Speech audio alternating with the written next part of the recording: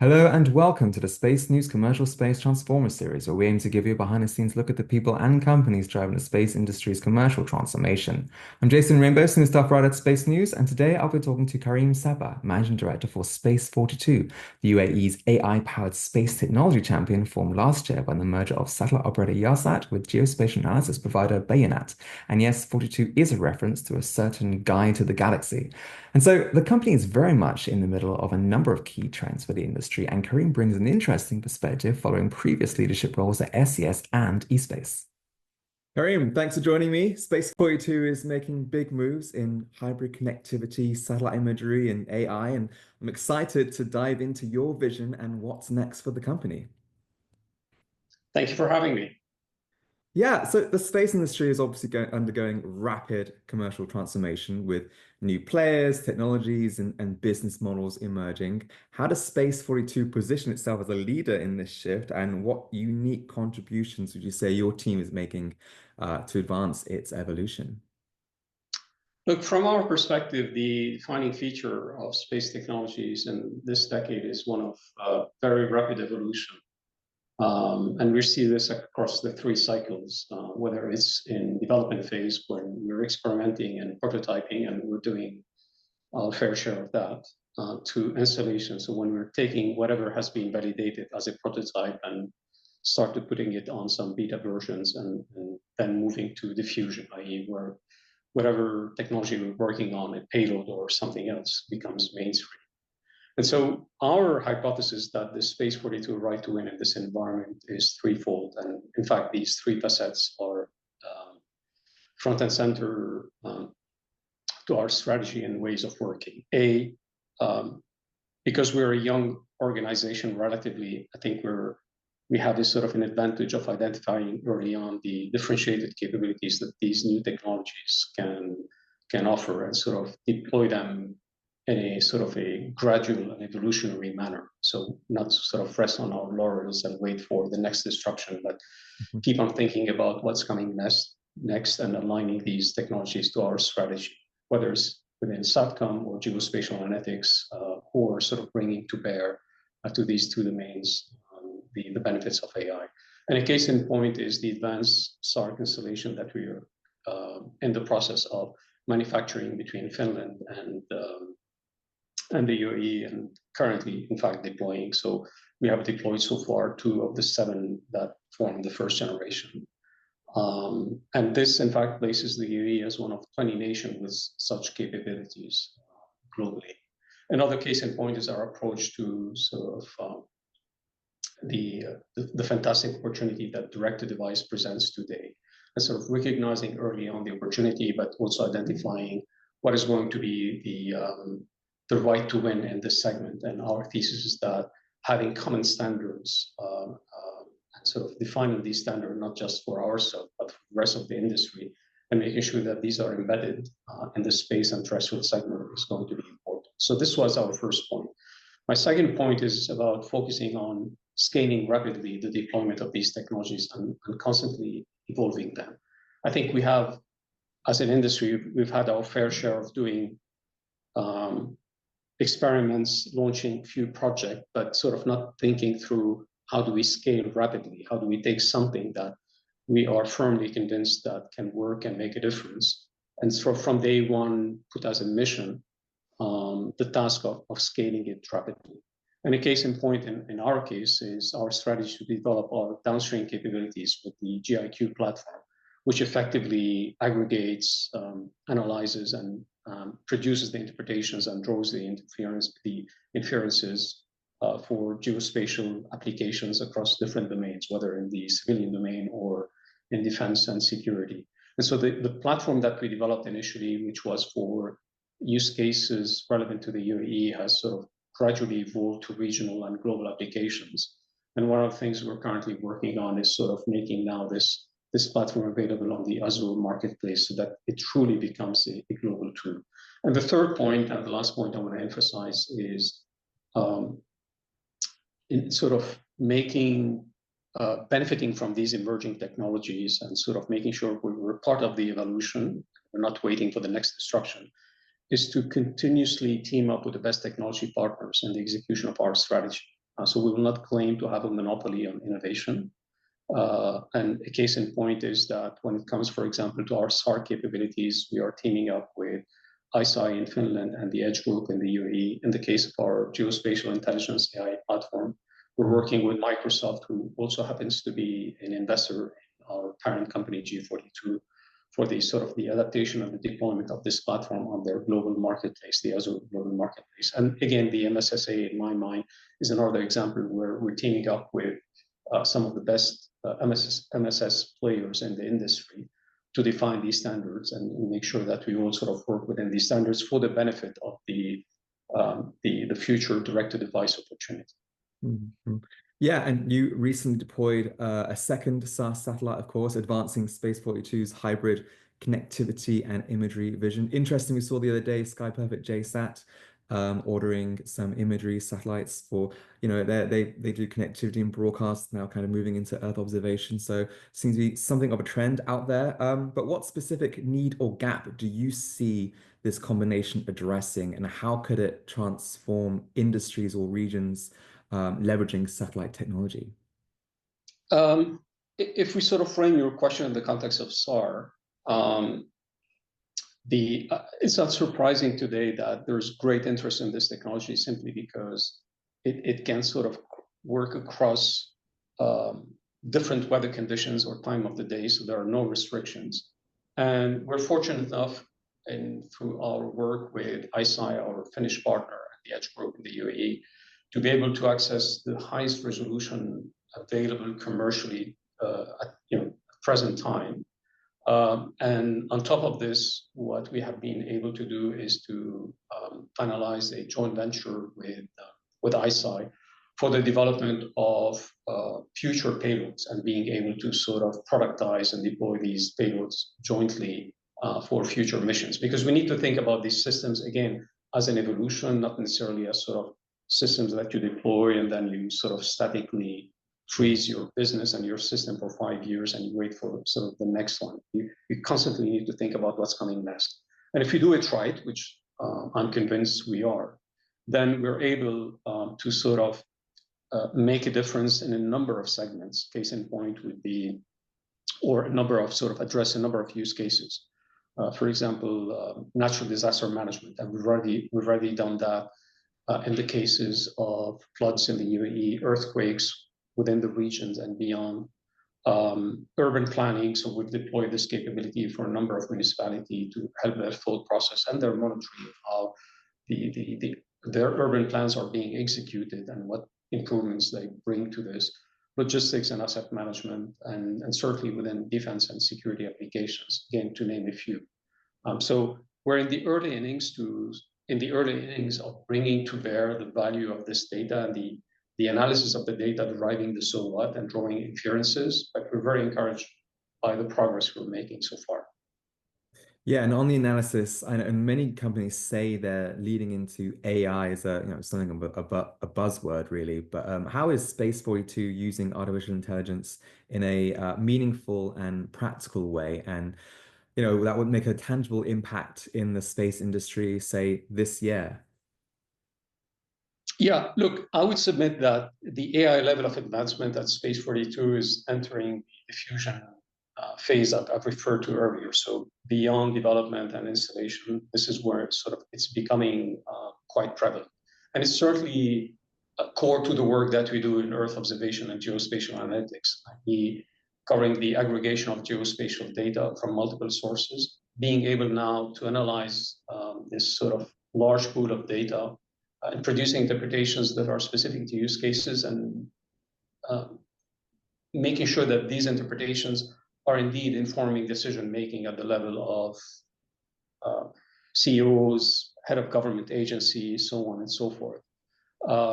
Because that task today with the vast array of data that we are collecting, whether we're collecting them from space, and from other sources, whether the level of the stratosphere or through terrestrial sensing, the human mind is not capable anymore, on its own to sort of make use of this data in an optimal manner or efficiently. And so AI is certainly front and center to that effort. AI is also growing in relevance in our case within the SATCOM capabilities, and we see benefits covering improved network operations and management, even more so when you move from managing single assets, so one asset at a time, which is typical of geospatial systems, to non-geospatial system that requires a formidable orchestration of these assets. And so network operation and management becomes quite relevant as a domain for AI applications. Enhanced signal processing with the density of networks that we're building for SATCOM, that becomes quite important. Augmented predictive maintenance, because irrespective of where you are in GEO, MEO, and LEO, being able to optimize the lifespan of your asset remains mission number one, and the performance of your asset in a nominal manner. Hence, the relevance of predictive maintenance, better interference management, and security. And at the end, I do expect AI to accelerate our path towards adaptive communication system, which ultimately where we want to be in the future. Yeah, and I suppose the trend toward multi-orbit complicates network management just a little bit, so AI can help out there. SAS, where you previously worked, has been a pioneer in multi-orbit satellite strategies, which is something Space42 is and many other operators are also pursuing. What sets Space42's approach to multi-orbit apart, and how does it enhance your ability to address customer needs across different industries or regions? Yeah, super relevant. So look, here are the facts. Our current space segment covers the geostationary orbit with 6 SATCOM assets in operation and 2 under construction.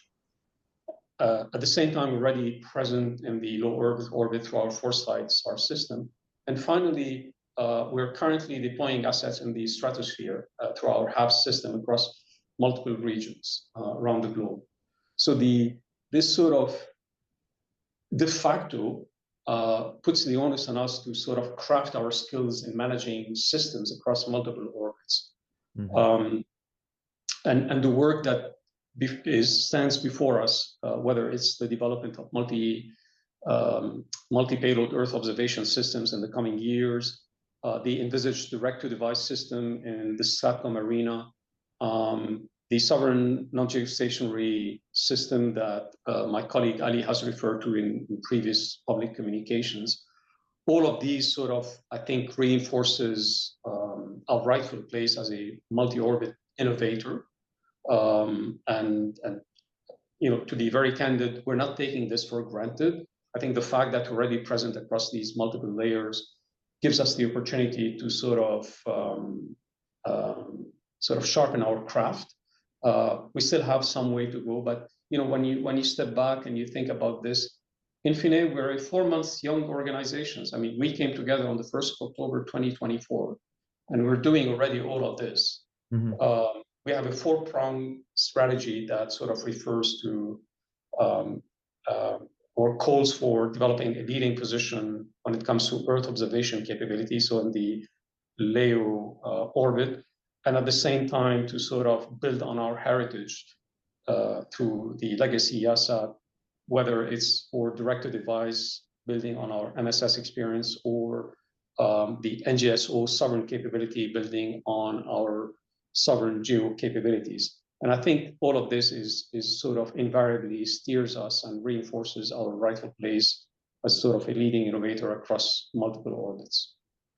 Yeah, it's interesting. And with HAPS coming into play, high altitude platforms, maybe multi-orbit isn't the right word. Maybe we should be saying multi-altitude. Maybe that's the phrase. But and you hinted at this earlier, but with the launch of Thuraya 4 and its mobile satellite services, what are Space42's ambitions for direct-to-device connectivity, the other big theme in the industry at the moment? How do you see this building on the company's legacy in MSS, and what opportunities that it opens up? Yeah, super important. So Thuraya 4, for the record, is one of the largest mobile satellite solution missions ever launched. And through this mission, we plan to introduce around 15 new products that meet use cases across defense, government, and the enterprise segment that we haven't been able to address through our existing assets. So already this is a major leap forward.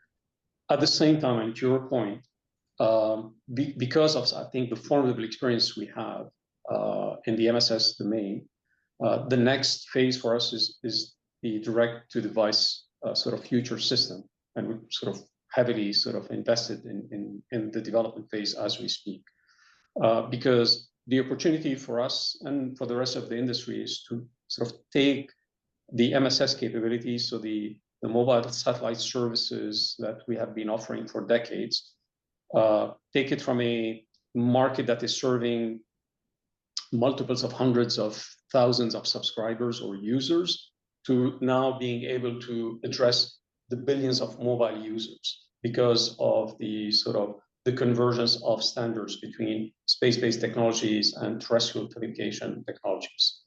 And so our hypothesis that we're uniquely positioned to be able to prosecute the direct-to-device opportunity through our extensive MSS experience, the unique spectrum rights we have, our presence across multiple regions. I mean, if I just pragmatically think about the 140 plus roaming agreements we have with telecom operator, that already sort of gives you a sense of the formidable entrée en scène that is offered to us today, and that we have rightly earned over the years.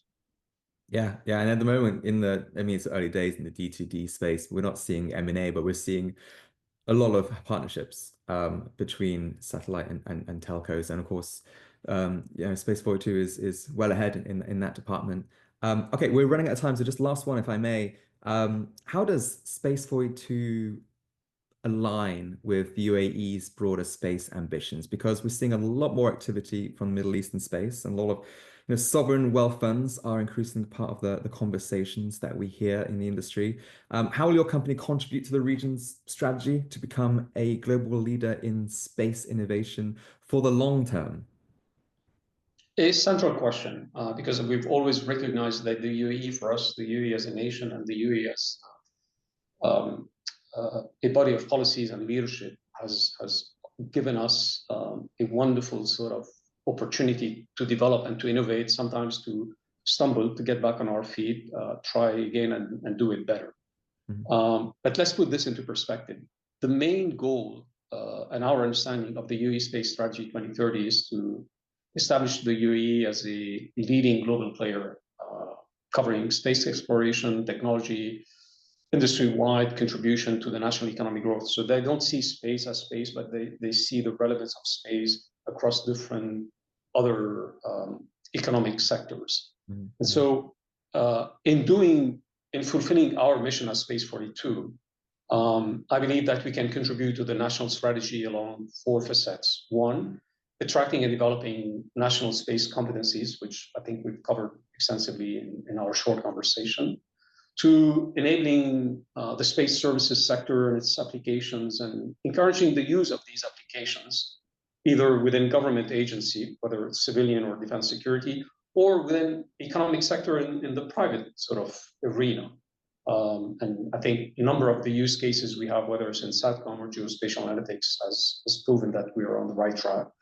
3 is developing space capabilities and transfer the knowledge to other sectors, because it's not enough for us to sort of come up with an application or come up with a service, but we have to sort of do enough or sort of do our share of investment to make sure that we can demonstrate how this can move the needle, whether this is relevant to logistics or asset tracking or autonomous transports or mobility.